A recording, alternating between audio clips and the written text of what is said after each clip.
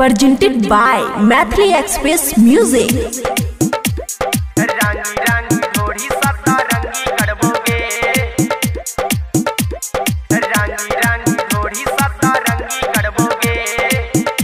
खुशी recording studio बलुआहा।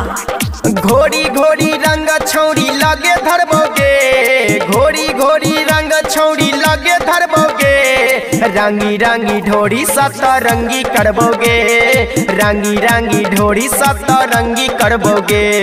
साया साड़ी सब छौड़ी हम लसरबोगे, साया साड़ी सब छौड़ी हम लसरबोगे, रंगी रंगी ढोड़ी सतरंगी करबोगे, रंगी रंगी ढोड़ी सतरंगी करबोगे। रंगी रंगी ढोड़ी सतरंगी करबोगे। DJ good Madhubani. रंगी रंगी ढोड़ी सतरंगी करबोगे। आगे बालटी में छौड़ी रंग मिलेबोगे, डाल के लकड़ी खूबे हिलेबोगे, आगे बालटी में छौड़ी रंग मिलेबोगे, डाल के लकड़ी खूबे हिलेबोगे,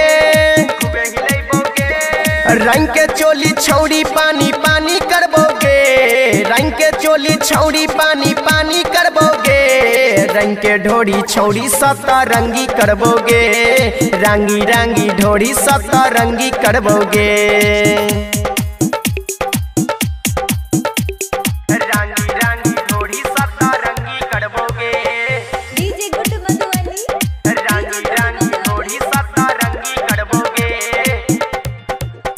आगे के तनो मन भी छौड़ी हम नहीं मनबोगे, डाल के रंग छौड़ी चोली भिंगबोगे, आगे के तनो मन भी छौड़ी हम नहीं मनबोगे, घोल के रंग छौड़ी चोली भिंगबोगे।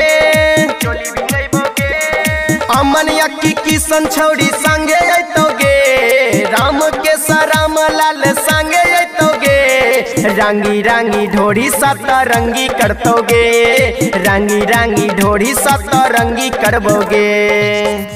खुशी रिकॉर्डिंग स्टूडियो बलुआहा।